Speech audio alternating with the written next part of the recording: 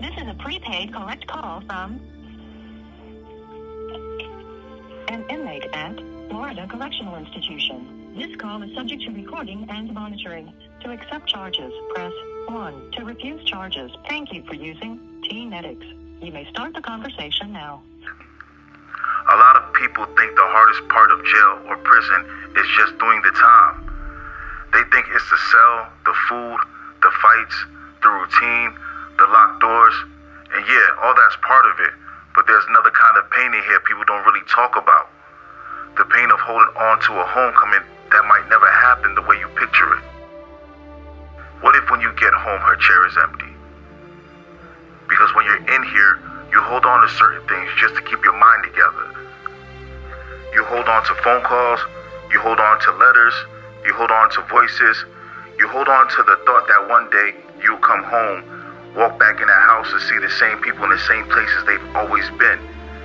And for a lot of us, one of those biggest parts of that picture is moms. Moms at the table, moms in the kitchen, moms in the living room, moms picking up that phone. You know, because mom's been that one voice that still knows you're more than a case, more than your charges, more than your number.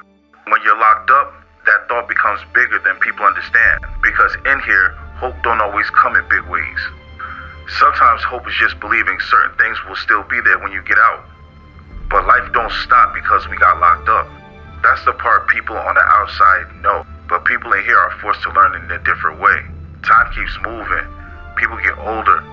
Health changes. Situations change.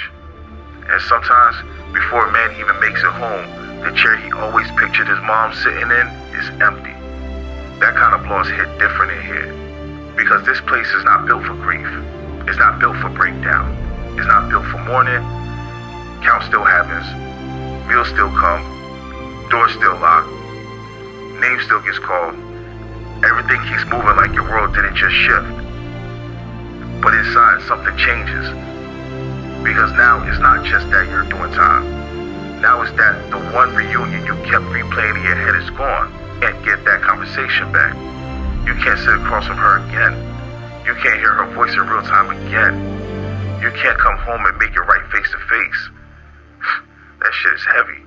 And what makes it worse is, in here, you don't always get space to carry that right. You're still surrounded by noise. You're still surrounded by people, still expected to hold it together. So a lot of times, grief in here turns quiet. It's buried. It sits in a man's chest. It shows up as silence. It shows up at night. It shows up when everything gets still and he realizes the one person he thought would be there is not. It's about more than death. It's about absence. It's about what happens when the picture that helped keep you going gets shattered. It's about what it means to survive all that time only to realize something didn't survive with you. That kind of loss doesn't just hurt because somebody is gone. It hurts because you were still on your way back.